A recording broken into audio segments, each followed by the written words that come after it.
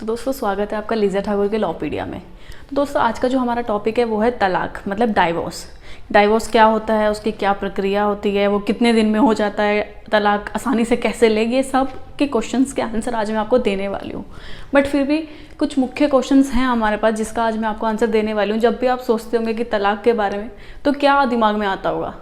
अगर पति सोचता होगा तो दिमाग में ये आता होगा कि पत्नी को कितना खर्चा देना है, और अगर पत्नी सोचती होगी तो पत्नी के दिमाग में यह आता होगा कि यार कितना टाइम लगेगा, कितना खर्चा आएगा, या मेंटेनेंस मुझे कितना लेना है, बच्चों की कस्टडी कैसे लेनी है। तो आज इन सभी के क्वेश्चंस मैं आपके सामने लेके आई हूँ और इन सभी के आंसर्स भी मैं आपके सामने लेके आई हूँ। तो चलिए चलते हैं। तो सबसे पहले जो हमारा क्वेश्चन है कि वो तलाक क्या है। सेकंड, तलाक पाने का आसान तरीका कि आप किस तरीके से सबसे इजीली तलाक पा सकते हैं। हालांकि एक म्यूचुअल डाइवोर्स भी है जो आप म्यूचुअल कंसेंट बना के डाइवोर्स ले सकते हैं, बट इसके अलावा भी आज मेरे पास एक स्पेशल फीचर्स है जो मैं आप लोगों को बताने वाली हूँ, जिसमें सिर्फ 10 दिनों में आपका तलाक हो जाएगा। तीसरा क्वेश्चन है तलाक स्टैम्प पेपर पर मान्य है। मतलब आपका जो कभी कभी होता है कि घर के परिवार के लोग बैठ के स्टैम्प पेपर पर लिख देते हैं कि हाँ मैंने तलाक दिया, तूने तलाक दिया, खत्म रिलेशन। क्या वो लीगल तौर से मान्य है? क्या वो कोर्ट में वैलिड है, लीगल है या इलीगल? आज आपको इस वीडियो में पता लग जाएगा। सेकंड क्वेश्चन है ना साथ रहूंगी और ना तलाक दूंगी। हालांकि ये सिचुएशन एक लड़के के साथ भी हो सकती है और एक लड़की के साथ भी। इसको अगर हम पढ़े कि ना तलाक दूंगी ना साथ रहूंगी तो सीधा सीधा कि ज़िंदगी बर्बाद करने वाला है। तो इस सिचुएशन को कैसे हैंडल करना है वो भी मैं आज आपको बताने वाली हूँ। सेकंड क्वेश्चन है बिना तलाक के दूसरी शादी की जा सकती है या नहीं। एंड सेकेंड, तलाक के बाद पत्नी को कितना खर्चा देना है या कितना खर्चा देना पड़ेगा, या पत्नी कब पति को खर्चा देगी, इसका जवाब भी मैं आपको अपनी वीडियो में देने वाली हूँ। उसके बाद है क्या आप बिना तलाक के लिव इन रिलेशनशिप में रह सकते हैं। लिव इन रिलेशनशिप क्या होता है, इसका क्या प्रोसेस है, इसका क्या शर्तें हैं, क्या नियम है, ये भी मैं आज आपको बताने वाली हूँ। एंड पति पत्नी किन किन आधारों पर तलाक ले सकते हैं, मतलब पति पत्नी किन किन शर्तों पर तलाक ले सकते हैं, कि पति किन हरकतों पर पत्नी को तलाक दे सकता है और पत्नी किन हरकतों पर पति को तलाक दे सकती है। तो चलिए आज की वीडियो शुरू करते हैं। तो दोस्तों सबसे पहले अगर हम तलाक लेने जा रहे हैं तो हमें ये पता होना चाहिए कि तलाक है क्या, इसका प्रोसीजर क्या है, इसका जुरिस्डिक्शन क्या है कि और इसके ये कितने तरह का है। तो सबसे पहले हम देख लेते हैं कि तलाक है क्या।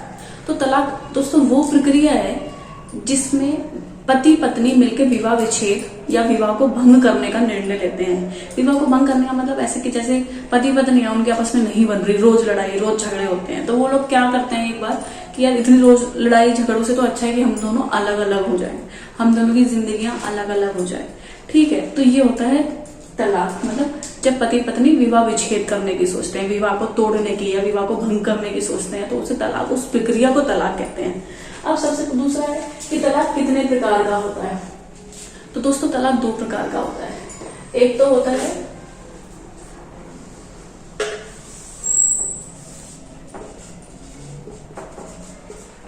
कंटेस्टेड,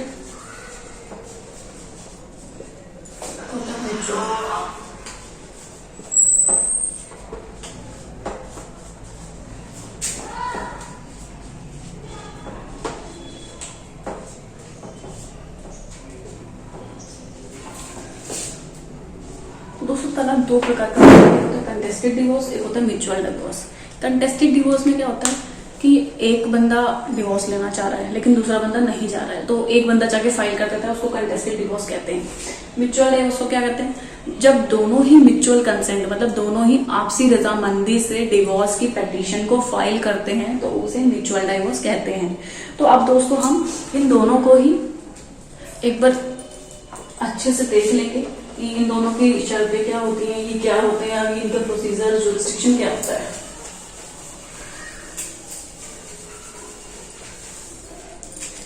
तो सबसे पहले हम ले लेंगे हमारा म्यूचुअल डिवोर्स।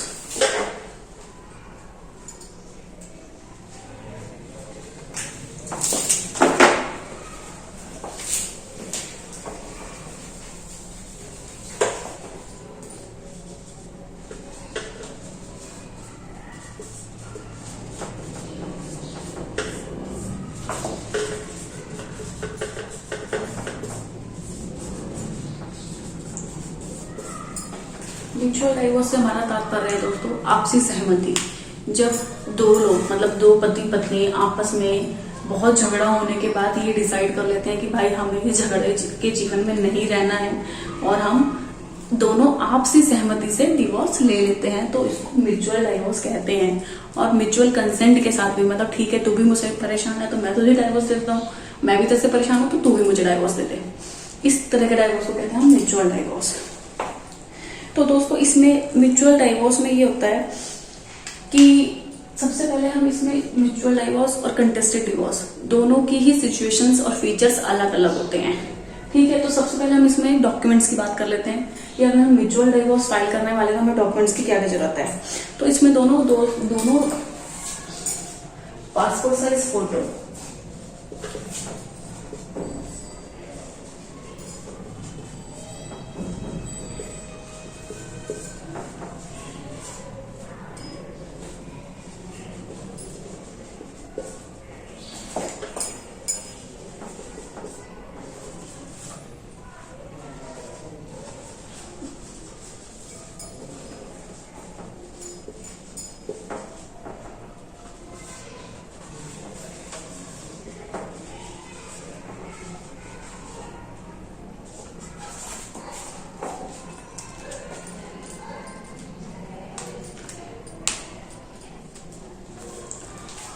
तो उस डॉक्यूमेंट्स की बात कर लेते हैं। डॉक्यूमेंट्स में सबसे पहले हमें चाहिए होता है दोनों की पासपोर्ट साइज फोटो।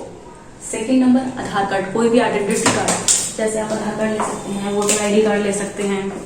ठीक है, तीसरा होता है मैरिज फोटोग्राफ्स, मतलब आपकी शादी अगर बहुत बड़े तरीके से हो तो उसकी फोटोग्राफ्स होंगी, और अगर आपने कोर्ट मैरिज करनी है तो उसकी भी फोटोग्राफ्स होंगी।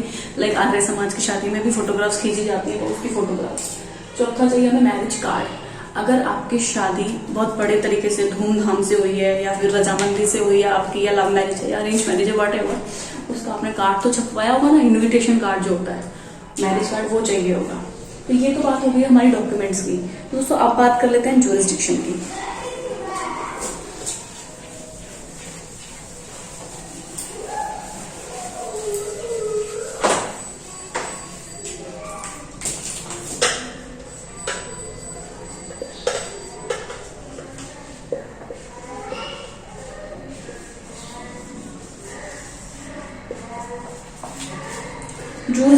ज्यूरिसडिक्शन का मतलब होता है कि दोस्तों म्यूचुअल डाइवोर्स आप ले रहे हो, ठीक है, लेकिन इसको फाइल कहाँ करोगे, कौन से जज के पास करोगे, तो ये होता है ज्यूरिसडिक्शन। ज्यूरिसडिक्शन से मैं आपको बता दूं दोस्तों, अब बात कर लेते हैं जैसे ज्यूरिसडिक्शन की, मतलब कि ये केस कहाँ फाइल होने वाला है।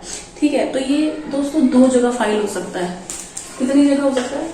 2 जगह फाइल हो सकता है। एक तो वहां फाइल होगा जहां पर आपकी शादी हुई हो, और दूसरा फाइल ये वहां पर होगा जहां पर आप शादी के बाद रहे हो, या फिर मान लो जैसे आपकी शादी इलाहाबाद हुई है, शादी के बाद आप दिल्ली शिफ्ट हो गए, आप दिल्ली में रहने लगे, तो ये केस म्यूचुअल डाइवोर्स का केस, म्यूचुअल डाइवोर्स की पिटीशन इलाहाबाद में भी फाइल हो सकती है और दिल्ली में भी फाइल हो सकती है। ठीक है, तो अब ये तो हो गया ज्यूरिसडिक्शन, ये 2 जगह पे फाइल हो सकता है, जहां पर आपकी शादी हुई वहां, और शादी के बाद आप जहां रह रहे होंगे वहां पर। अब बात हम कर लेते हैं इसके प्रोसेस की।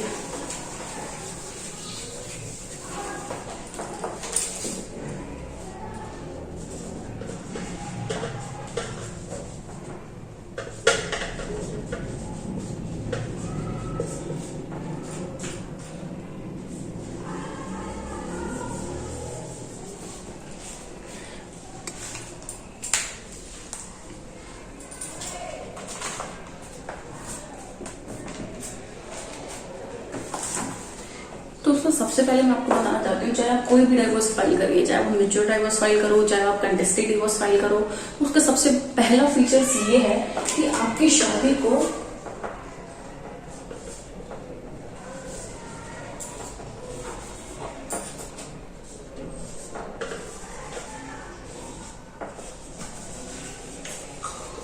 आपकी शादी को 1 साल हो चुका हो, तभी आप ये पिटीशन फाइल कर सकते हैं। चाहे वो म्यूचुअल डाइवोर्स की पिटीशन हो, चाहे वो कंटेस्टेड डिवोर्स की पिटीशन हो, आपकी शादी को 1 साल होगा तभी आप डाइवोर्स फाइल कर सकते हैं।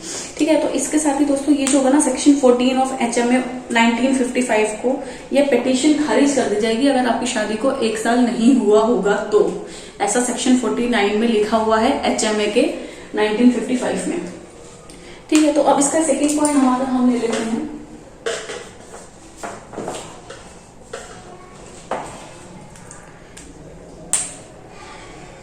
म्यूचुअल डाइवोर्स का मतलब क्या, हमारी म्यूचुअल कंसेंट, आपसी सहमति, आपसी रजामंदी, किसी का कोई प्रेशर नहीं है, हम अपनी मर्जी से ये सब कर रहे हैं। तो जब आप अपनी मर्जी से ये सब कर रहे हैं तो आपको सारी चीजें साथ में ही करनी पड़ेगी।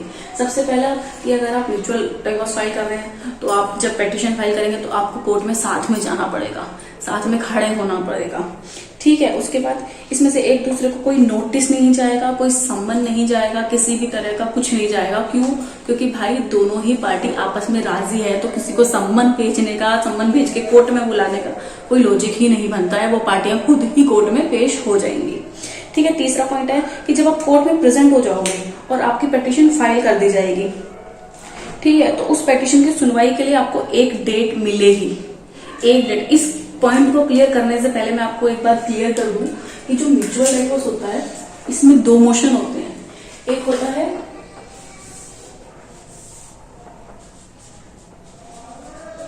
फर्स्ट मोशन और एक होता है सेकेंड मोशन।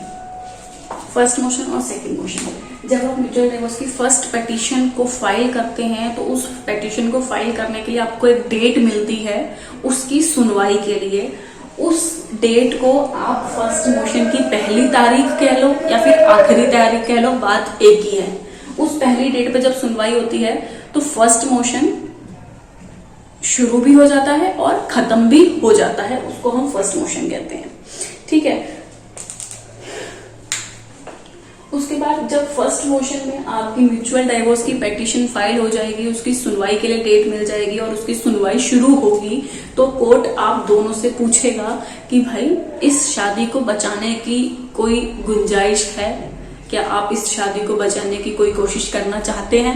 तब आपको उसी वक्त दोनों को साथ में खड़े होकर बोल देना है कि भाई हम दोनों की कोई गुंजाइश नहीं है, हम दोनों बहुत आपस में लड़ते झगड़ते हैं, हमारी सोच नहीं मिलती एक दूसरे से, इसलिए हम आज म्यूचुअल कंसेंट बना के आए हैं कि हमें म्यूचुअल डाइवोर्स लेना ही लेना है और हमारी सोच को कोई नहीं बदल सकता है। तो वो दोस्तों इसलिए होता है ताकि कोर्ट एक बार की कोशिश करती है कि क्या पता कि आपका घर दोबारा से बस जाए, ठीक है। लेकिन ज्यादा कोशिश वो म्यूचुअल डाइवोर्स में नहीं करती है, क्योंकि उसको पता होता है कि जब आप म्यूचुअल डाइवोर्स फाइल कर रहे हो तो आप म्यूचुअल कंसेंट के साथ फाइल कर रहे हो, ठीक है। तो इसका सेकंड पॉइंट ये होता है दोस्तों। फिर सेकंड क्वेश्चन पूछेगा जज आपसे कि आप किसी के दबाव में तो नहीं हो, आपको प्रेशराइज तो नहीं किया जा रहा है। तब भी आप दोनों को बहुत ही निडर तरीके से बोल देना कि जी हम किसी के प्रेशर में नहीं है, हम बिल्कुल भी प्रेशराइज नहीं है। म्यूचुअल डाइवोर्स का हम दोनों अपनी म्यूचुअल कंसेंट बनाकर ले रहे हैं ताकि हम दोनों अलग अलग होके एक सुखी जीवन जी सकें, ठीक है। आप ऐसा कह सकते हैं। फिर उसके बाद दोस्तों क्या होगा कि फिर आप दोनों को जो भी डॉक्यूमेंट्स होंगे वो सबमिट करने होंगे, ठीक है। जैसे मतलब ये जो भी आप डॉक्यूमेंट्स मैंने आपको बताए थे पहले अभी के passport size photo, Aadhaar card, marriage photographs etcetera etcetera, इन सबको एग्जिबिट करना होगा, जैसे PW1, PW2, PW3 एटसेट्रा ऐसे इस तरीके से, ठीक है। उसके बाद आपको कुछ नहीं करना है, फर्स्ट मोशन में हो गया, आपकी सुनवाई हो गई, आपसे क्वेश्चंस पूछ लिए गए, उसके बाद कुछ नहीं करना, आप दोनों अपने अपने घर चले जाओ। अगर आप दोनों साथ में रहते हो तो साथ में चले जाओ और अलग अलग रहते हो तो अलग अलग चले जाओ। अभी से अलग होने की या वो करने की कोई जरूरत नहीं है। अगर साथ में रहते हो तो आप साथ के साथ घर भी जा सकते हो,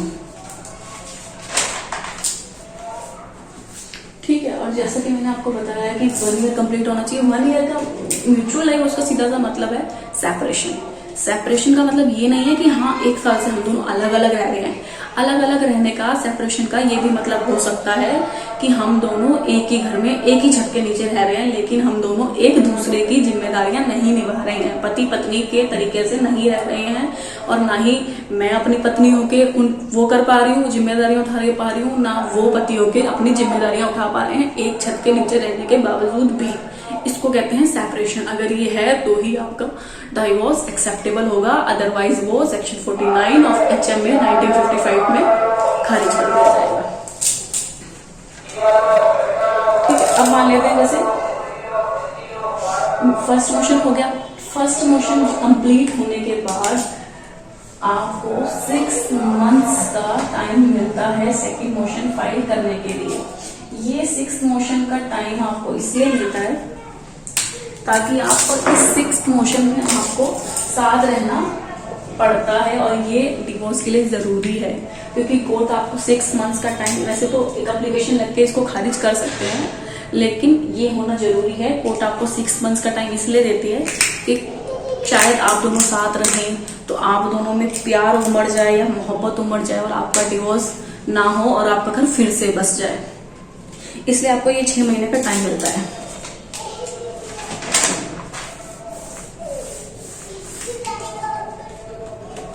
और उसके बाद दोस्तों, अब सेकेंड मोशन, आप जब 6 महीने हो गए, मान लीजिए 6 महीने में आप साथ रह रहे हैं, साथ रहते रहते आपको एक दूसरे से प्यार हो गया, दोबारा विश्वास हो गया, आप डाइवोर्स नहीं देना चाहते, तो आप सेकेंड मोशन फाइल मत कीजिए। सेकेंड मोशन अपने आप ही खत्म हो जाएगा 6 मंथ्स के बाद, ठीक है। और सेकेंड, जैसे 6 मंथ्स कंप्लीट हो गया, इसके बाद सेकेंड मोशन को फाइल करने के लिए हमें 18 मंथ्स का टाइम मिलता है। आप 18 मंथ्स के अंदर अंदर सेकेंड मोशन फाइल कर सकते हैं। अगर आपके फर्स्ट मोशन को कंप्लीट हो गए, 6 मंथ्स भी कंप्लीट हो गया, 6 मंथ्स के बाद अगर 18 मंथ्स भी कंप्लीट हो गए तो आप सेकेंड मोशन फाइल नहीं कर सकते हैं, आपकी फर्स्ट मोशन की पिटीशन को भी खारिज कर दिया जाएगा।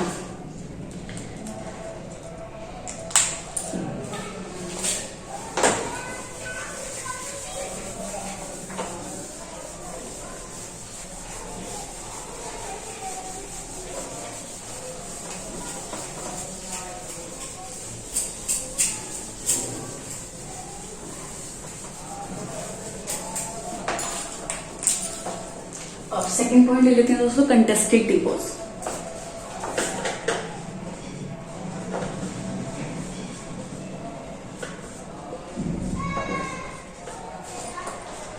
कंटेस्टेड डिवोर्स क्या होता है दोस्तों? कंटेस्टेड डिवोर्स ये होता है कि जैसे मान लो हम लोग आपस में पति पत्नी है, उन दोनों में बहुत झगड़ा होता है, ठीक है, लेकिन एक आदमी बहुत ज्यादा परेशान हो गया या एक पत्नी बहुत ज्यादा परेशान हो गई है कि अब मैं इसके साथ नहीं रह सकती, लेकिन दूसरा पार्टनर उसके साथ रहना चाहता है, लेकिन उन दोनों पार्टनर में से एक पार्टनर उसके साथ नहीं रहना चाहता है, तो वो जाके कोर्ट में अकेला ही डिवोर्स की पिटीशन को फाइल कर देता है।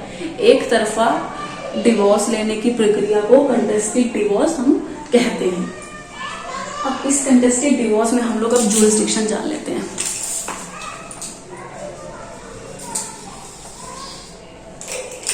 जुरिस्डिक्शन, जैसा कि मैंने पहले आपको म्यूचुअल डिवोर्स में बताया था कि जहां पर शादी हुई है, मान लो इलाहाबाद में शादी हुई है और फिर शादी के बाद दिल्ली में आकर रहने लगे, तो ये केस इलाहाबाद भी फाइल हो सकता है और दिल्ली भी फाइल हो सकता है, मतलब दोनों ही जगह कंटेस्टेड डिवोर्स भी फाइल हो सकता है और म्यूचुअल डिवोर्स भी फाइल हो सकता है। तो दोस्तों इसके अलावा आप कहीं और ये पिटीशन फाइल नहीं कर सकते हैं। इसके बाद आपने एक पिटीशन तैयार करनी होती है और जो ग्राउंड्स आपने लिया है या जो भी एलिगेशंस के साथ आप कंटेस्टेड डिवोर्स फाइल करने वाले हैं, वो आपको उस पिटीशन में मेंशन करना होता है, ठीक है। उसके बाद दोस्तों क्या होगा, जब आप ये कंटेस्टेड डिवोर्स की फर्स्ट पिटीशन फाइल कर देंगे तो कोर्ट क्या करेगी, सेकंड पार्टी को सम्मन करेगी या उसको नोटिस, सम्मन तो नहीं शायद नोटिस करेगी।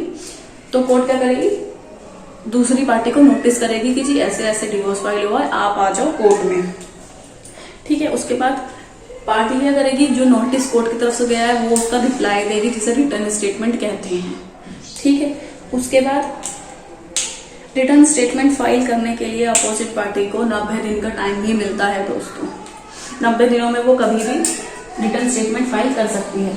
और जब दोनों ही कोर्ट में प्रेजेंट हो जाते हैं और जब तो कोई पार्टीज का डिस्प्यूट सुलझाने के लिए मीडिएशन, मतलब तो कोर्ट, जब आप मान लो कंटेस्टेड डिवोर्स आपने फाइल करा, फिर कंटेस्टेड डिवोर्स फाइल करने के बाद कोर्ट ने सेकंड पार्टी को वो कर दिया नोटिस पे सेकंड पार्टी ने रिप्लाई दी रिटर्न स्टेटमेंट में और फिर वो कोर्ट में हाजिर हो गई, तो कोर्ट क्या करेगा, आपका जो ये कंटेस्टेड डिवोर्स की फाइल जो पिटीशन है उसको मीडिएशन में लगा देगा। मीडिएशन में मतलब वहां पे बैठ के बातचीत के तरीके से सुलझाने की कोशिश की जाएगी, ठीक है। उसके बाद दोस्तों, उसके बाद मतलब 2-3 बार हो सकता है मीडिएशन हो, समझाने की कोशिश की जाए, अगर वो मीडिएशन डिनाई हो जाता है तो दोबारा ये केस कोर्ट में आ जाएगा। उसके बाद दोस्तों बीच बीच में भी थोड़ी इंटरिम एप्लीकेशन लगती रहती है, जैसे क्या कहते हैं उसको, खर्चे की वो लग जाती है, मेंटेनेंस एप्लीकेशन, चाइल्ड कस्टडी, इन सबको छोटी छोटी एप्लीकेशंस को हम क्या कहते हैं, इंटरिम एप्लीकेशन, जो कंटेस्टेड डिवोर्स के बीच बीच में लगती रहती है, ठीक है। अब दोस्तों बात कर लेते हैं हमारे सेकंड पॉइंट की। हमारे सेकंड क्वेश्चंस की, जो हमने शुरू में आपको बताए थे मुख्य क्वेश्चंस की, तलाक कब लिया जाता है।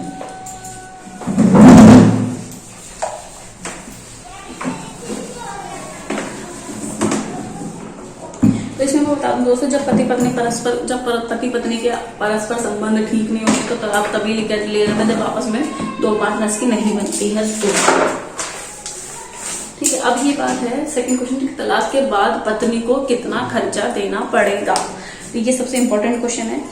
तो इसका मैं आंसर ये देना चाहूंगी दोस्तों कि वैसे तो ये आपकी जो भी सैलरी होती है या आपका वेतन होता है या आपकी आय होता है, आय आप समझ रहे हैं कि अगर आप कहीं काम करते हैं आपका प्रॉफिट कितना बच रहा है, अगर आप बिजनेस करते हैं तो आपका प्रॉफिट कितना है, उस हिसाब से आपकी सैलरी के हिसाब से कोर्ट आपकी पत्नी का मेंटेनेंस मांगती है। मान लीजिए जैसे आप 20,000 रुपए कमाते हैं या आप 1 लाख रुपए कमाते हैं, तो मान लीजिए 20,000 कमाते हैं तो 20,000 में से कम या तो 5,000 आपको हर महीने पत्नी को देना पड़ेगा या 10,000 भी हो सकता है। अगर आप 1 लाख कमाते हैं तो 25,000 मेंटेनेंस भी बन सकता है, 50,000 मेंटेनेंस भी बन सकता है, और अगर बच्चा भी है तो बच्चे की कस्टडी का मेंटेनेंस भी अलग बनेगा। ठीक है, उसके बाद दोस्तों देख लेते हैं कि पत्नी किन किन आधारों पर पति को तलाक दे सकती है। मतलब पत्नी अभी किन किन आधारों पर पति को तलाक दे सकती है। तो इसका पहला पॉइंट है दोस्तों, हिंदू मैरिज एक्ट 1955 की धारा 13(1) में 9 ऐसे आधार दिए गए हैं, मतलब 9 ऐसी कंडीशन दिए गई है जिसपे पत्नी पति को तलाक दे सकती है। और धारा 13(2) में 4 अधिकार ऐसे दिए गए हैं जिसमें पत्नी भी पति को तलाक, मतलब 4 स्पेशल है आधार और बाकी में 13 है। तो चलिए शुरू करते हैं। पहला हमारा ये है कि पति पत्नी या किसी, मतलब मान लीजिए जैसे कोई पति पत्नी है, उनको शादी हो चुकी है, साथ में रह रहे हैं, लेकिन अगर पति का किसी और मतलब बाहर अफेयर चलता है या शारीरिक संबंध उससे बन जाते हैं, मैरिटल अफेयर चलता है, तो इस बिहाव पर भी एक पत्नी अपने पति को तलाक दे सकती है। दूसरा है दोस्तों क्रूरता इन द सेंस मतलब क्रुएलिटी। ठीक है, ये कब है, जब पति पत्नी एक दूसरे को पीड़ा देते हैं, मतलब दर्द देते हैं, दुख देते हैं, चाहे वो शारीरिक हो, चाहे वो मानसिक हो, चाहे वो किसी भी तरीके का हो। अगर पति द्वारा पत्नी को पीड़ित किया जा रहा है, चाहे मारपीट से, चाहे शारीरिक शोषण से, चाहे मानसिक शोषण से, तो ये भी एक क्रुएलिटी में आता है। इस ग्राउंड्स पर भी पत्नियां अपने पति को तलाक दे सकती है। दूसरा है दोस्तों परित्याग मतलब जैसे अगर पति पत्नी एक दूसरे को 2 साल के लिए छोड़ दे। ठीक है, 2 साल तक, जैसे मान लो एक पत्नी है, उसका पति 2 साल तक उसे छोड़ के चला गया, कोई आता नहीं, कोई पता नहीं, कोई इन्फॉर्मेशन नहीं, कुछ नहीं पता, इस बिहाव पर भी पत्नी पति के खिलाफ डिवोर्स फाइल कर सकती है। चौथा क्या है दोस्तों, धर्मांतरण मतलब जैसे मान लो जब पत्नी की शादी हुई तब तो वो हिंदू था, अब वो क्या बन गया, मुस्लिम बन गया है, तो इस ग्राउंड्स पर भी पत्नी अपने पति को तलाक दे सकती है।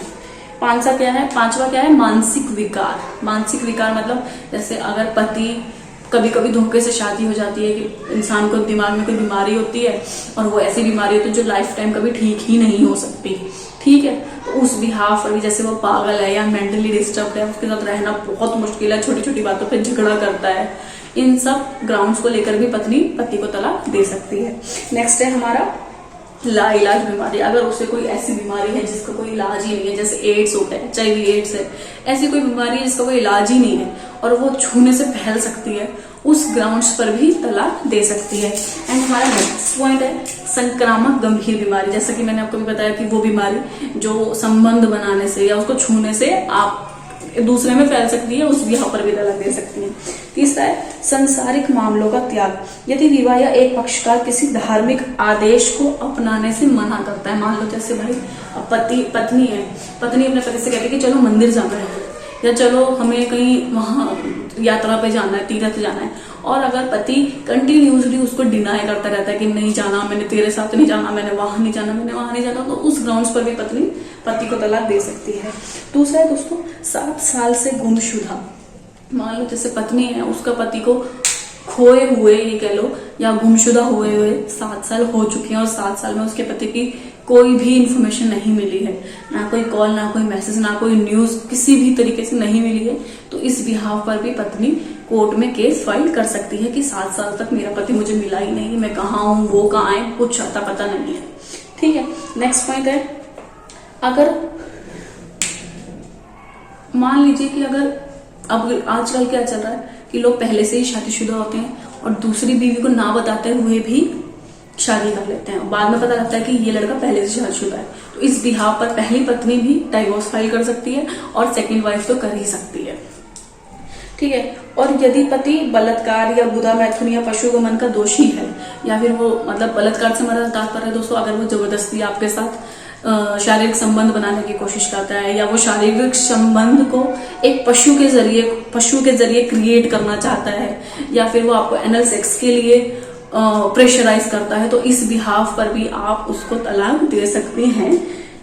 नेक्स्ट पॉइंट है हमारा, यदि एक लड़के का विवाह 15 साल की उम्र में हो गया हो, मतलब मेरा कहने का मतलब ये है कि मान लीजिए आपका जब विवाह हुआ, जब आप बालिग नहीं थी, आपकी एज बालिग से कम थी, जैसे 18 साल वैलिड है हमारे इंडिया में, तो अगर आप उस वक्त 18 की नहीं थी, 15 की थी, 16 की थी, 17 की थी, तो आप इस बिहाफ पर भी तलाक ले सकती हैं कि जी मैं तो उस वक्त छोटी थी, मुझे कुछ पता नहीं था और अब मैं इनके साथ नहीं रहना चाहती, ठीक है। नेक्स्ट है, यदि अगर पति अपनी पत्नी का भरण पोषण ठीक से नहीं करता है, मतलब शादी तो कर ली है, उसको शारीरिक संबंध के लिए यूज करता है, उसको क्रूरलिटी करता है, उसका खर्चा नहीं उठाता है, उसको भरण पोषण नहीं करता है, उसको खाना खाने को नहीं देता है, उसको मारता है, पीटता है, इस बिहाफ पर भी आप डाइवोर्स ले सकती हैं।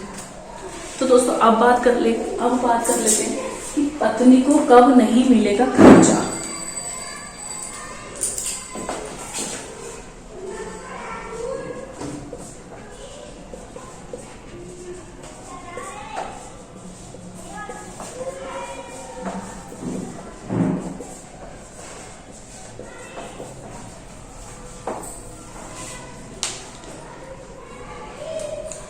मान लीजिए दोस्तों, जैसे हमारा क्वेश्चन है पत्नी को कब नहीं मिलेगा खर्चा। इसमें हम ये कह देते हैं कि अगर पत्नी बिना किसी कारण से मायके जाकर बैठ गई है, या बिना किसी वैलिड रीजन के पति से अलग रह रही है, ठीक है। मान लो पति तो चाहता है कि भाई हाँ उसको लेके आओ, मेरी बीवी है, मुझे उसके साथ रहना है, लेकिन पत्नी बिना किसी कारण से, बिना किसी वैलिड रीजन के कि अपने मायके में बैठी हुई है काफी टाइम से और आना ही नहीं चाह रही। वैसे तो पति सेक्शन 9 की एप्लीकेशन लगाकर कोर्ट से उसको बुला सकता है, लेकिन अगर वो बार बार कंटिन्यूसली डिनाई कर रही है और सिर्फ मेंटेनेंस के लिए प्रेशराइज कर रही है, तो इस स्थिति में उसको खर्चा नहीं मिलेगा,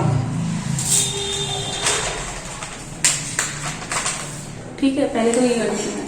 सेकंड कंडीशन ये है कि अगर पत्नी का किसी और से संबंध चल रहा है, या किसी और से मैरिटल अफेयर है, या किसी और व्यक्ति से शारीरिक संबंध है, तो इस स्थिति में भी पत्नी को पति खर्चा नहीं देगा, ना कोर्ट देगी, ठीक है। और अगर आपकी पत्नी कमाने में, मान लीजिए जैसे आपकी पत्नी बहुत पढ़ी लिखी है, मान लो उसने बीएड की है, डॉक्टरी की है, या इंजीनियर है, या कुछ भी है, मतलब ठीक है इतना कमा लेती है, पढ़ी लिखी है कि अपना गुजारा कर सकती है, तो इस स्थिति में भी पति अपनी पत्नी को खर्चा नहीं देगा, क्योंकि वो कमाने में खुद सक्षम है, खुद पढ़ी लिखी है, वो खुद कमा के खा सकती है, ठीक है दोस्तों। अब नेक्स्ट पॉइंट है कि अगर, हाँ इसमें मैं एक पॉइंट आपको क्लियर करना चाहूंगी, जैसे मान लो आपकी पत्नी टीचर है, बीएड कर रखी है उसने, लेकिन गवर्नमेंट जॉब में है या फिर प्राइवेट जॉब में है, जैसे भी है, टीचर की जॉब कर रही है या कहीं भी जॉब कर रही है, लेकिन उसकी आय अभी कम है, उसकी सैलरी कम है और इतनी कम है कि उसका खुद का खर्चा भी नहीं निकलेगा, तो इस कंडीशन में आपको अपनी पत्नी को खर्चा देना पड़ेगा,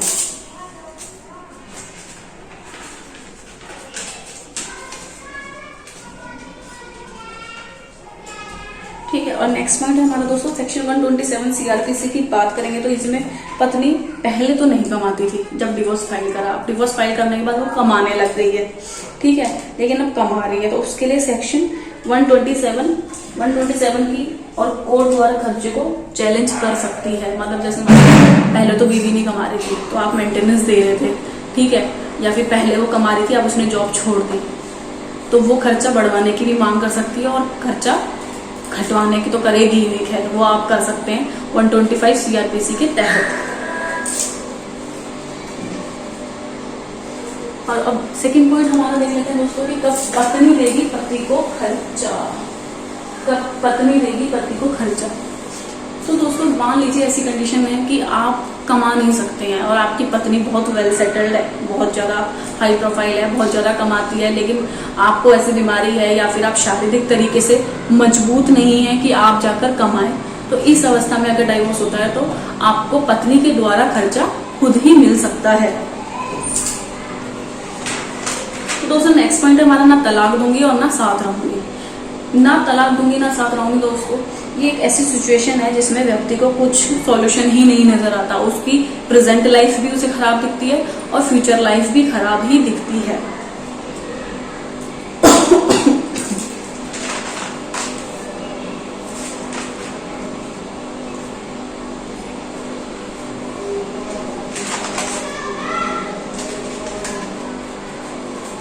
तो दोस्तों मान लीजिए अब जैसे वो कह रही कि ना तलाक दूंगी ना साथ रहूंगी, लेकिन आप उसके साथ रहना चाहते हैं, आपने मान लिया है कि भाई मुझे तो इसके साथ ही रहना चाहिए, कितनी गलत हो चाहे कितनी सही हो चाहे जैसी भी है, ये मेरी बीवी है और ये मेरे साथ कुछ भी करे मैं इसके साथ ही रहूंगा। अगर आपने ये ठान लिया, वो आप कह रही कि मैं नहीं रहना चाहती, तो उसको वहां से बुलाने का एक उपाय है, वो है सेक्शन 9। आप कोर्ट में सेक्शन 9 की एप्लीकेशन डाल के अपनी बीवी को अपने पास वापस बुला सकते हैं कि मैं अपनी बीवी के साथ रहना चाहता हूँ और उसको मेरे साथ रहने दिया जाए। तो इस अवस्था में दोस्तों उसको आना पड़ेगा सेक्शन 9 की एप्लीकेशन के तहत। अगर वो नहीं आती है तो इससे उसका केस कमजोर होगा और आपका मजबूत हो जाएगा। ठीक है, तो अगर आप उसको बुलाना चाहते हैं तो सेक्शन 9 की एप्लीकेशन मैंने आपको बता दिया, वो आप कर सकते हैं। अब सेकंड पॉइंट है हमारा कि शादी के कितने दिन बाद हम तलाक ले सकते हैं। मैं आपको पहले भी बता चुकी हूँ और बार बार बता रही हूँ और एक बार फिर बता रही हूँ कि हम शादी के 1 ईयर कंप्लीट होने के बाद ही तलाक फाइल कर सकते हैं, चाहे वो म्यूचुअल डाइवोर्स हो चाहे वो कंटेस्टेड डिवोर्स हो, दोनों में ही 1 ईयर का गैप होना चाहिए। अब दोस्तों तलाक लेने में कितना समय लगता है, तो तलाक दोस्तों 2 तरह के होते हैं, इसलिए दोनों में अलग अलग समय का अंतराल होता है। म्यूचुअल डाइवोर्स है तो 1 ईयर में भी हो सकता है, 6 मंथ्स में भी हो सकता है। अगर कंटेस्टेड डिवोर्स है तो वो ज्यादा भी टाइम तक चल सकता है। इन दोनों की ही सिचुएशन अलग अलग होती है। और अगर हम इसमें खर्चे की बात कर ले दोस्तों, वो डिपेंड है आपके लॉयर के ऊपर कि आपका हाई प्रोफाइल का है या कैसा है। वो आप डिपेंड करता है कि आपका लॉयर कितना चार्ज आपको कर रहा है, एकदम चार्ज कर रहा है या हर डेट पर अलग अलग चार्ज करता है। दोस्तों अब बात कर लेते हैं तलाक पाने का सबसे आसान तरीके की, कि हम जल्द से जल्द तलाक कैसे पा सकते हैं।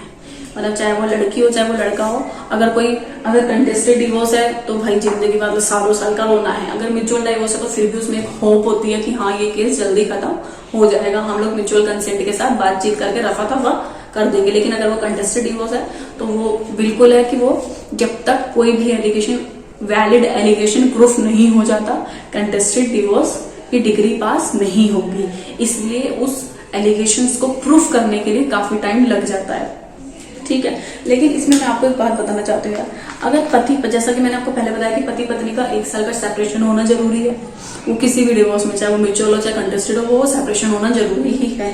ठीक है, एंड सेकेंड है कि मान लीजिए सेपरेशन का मतलब ये नहीं है कि आप अलग अलग रह रहे हैं। सेपरेशन का मतलब ये कि आप एक ही छत के नीचे अपनी जिम्मेदारियों से एक दूसरे की जिम्मेदारियां नहीं उठा रहे हैं, एक दूसरे की जिम्मेदारियों से भाग रहे हैं, उसको सेपरेशन कहते हैं। ठीक है, तो अब मान लीजिए म्यूचुअल डिवोर्स की बात कर लेते हैं। अब फर्स्ट मोशन के बाद 6 महीने का टाइम आपको मिला। ठीक है, 6 महीने के बाद अगर इमरजेंसी होती है तो इस एप्लीकेशन लगा के 6 महीने के टाइम को खत्म कर दिया जाता है।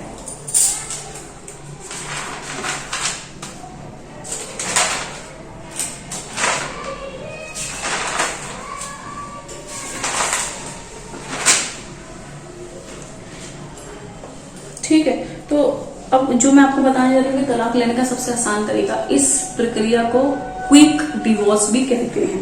और ये क्विक डिवोर्स हम कैसे ले सकते हैं ये मैं आपको बता देती हूँ कि मान लीजिए ये एक क्विक तलाक है अथवा ये under section 13B of HMA act 1955 में आता है। ठीक है, इसमें आपको क्या करना है, सबसे फर्स्ट पॉइंट है हमारा शादी को 1 साल 9 महीना, 1 साल नहीं दोस्तों, 1 साल 9 महीना हो चुका हो क्विक डिवोर्स के लिए। मैं मेंशन कर देती हूँ।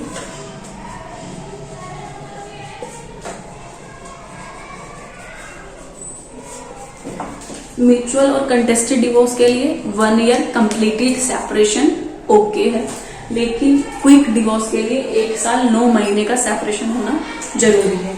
ठीक है, उसके बाद दोस्तों अगर ये टाइम है आपके मतलब अलग अलग सेपरेशन का ये टाइम है तो आपके अंदर आपका डिवोर्स 7 दिनों से लेकर 10 दिन के बीच में हो जाएगा। सेकंड पॉइंट हमारा है दोस्तों, अगर आपकी शादी में कॉम्प्रोमाइज नहीं हो सकता है तो जिस दिन आप कोई डिवोर्स के लिए आवेदन करोगे उसी दिन आप खड़े होकर बोल दोगे जी हमारा नहीं हो सकता है, किसी भी तरीके से नहीं हो सकता है, हम डिवोर्स लेना चाहते हैं, तो प्लीज हमें वो न करा जाए, कॉम्प्रोमाइज नहीं करा सकते हम।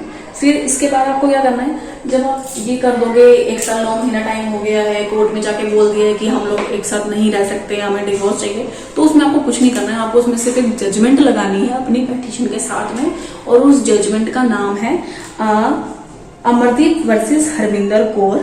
आप गूगल पे डालेंगे तो गूगल पे भी सर्च हो जाएगा, अमरदीप वर्सेस हरविंदर कौर। और इसमें ज्यादा से ज्यादा 10 दिन की डेट लगेगी या 7 दिन की डेट भी लग सकती है। उसके बाद अगर आप ये जजमेंट लगा देंगे तो आपका तलाक 10 दिन के अंदर अंदर कंप्लीट हो जाएगा। अगर आपके डिवोर्स में ये सारी कंडीशंस हैं तो 1 साल, अगर आपकी शादी को 1 साल 9 महीना हो चुका है और 1 साल 9 महीने से आप सेपरेशन में रह रहे हैं, तब क्विक डिवोर्स आपका हो सकता है 7 से 10 दिन के अंदर। और अगर आप पेटिशन में जाके वो जजमेंट लगा देंगे अमरदीप वर्सेस हरविंदर कौर के, गूगल पर सर्च करेंगे आपको मिल जाएगा, तो भी आपका क्विक डिवोर्स हो सकता है। और 1 साल, जैसा कि मैंने आपको बताया कि आपने जिस दिन पेटिशन फाइल करी उसी दिन आपने कोर्ट में जाके बोल दिया कि हमारा कॉम्प्रोमाइज नहीं हो सकता है और हम लोग डिवोर्स लेना चाहते हैं, इसलिए जितना जल्दी हो सके हमारा डिवोर्स को फाइनल कर दो, तो भी आपका क्विक डिवोर्स हो जाएगा। तो दोस्तों आज की वीडियो में सिर्फ इतना ही, कल फिर मिलेंगे एक नए टॉपिक के साथ। अगर आप हमारी लीगल सहायता, कानूनी सहायता लेना चाहते हैं या लीगल हेल्प लेना चाहते हैं तो नीचे मेरे नंबर पे कॉल करें या मिस कॉल करें या मुझे व्हाट्सअप करें। और प्लीज मेरे चैनल को सब्सक्राइब करना ना भूलें और बेल आइकन को प्रेस करना ना भूलें। Thank you.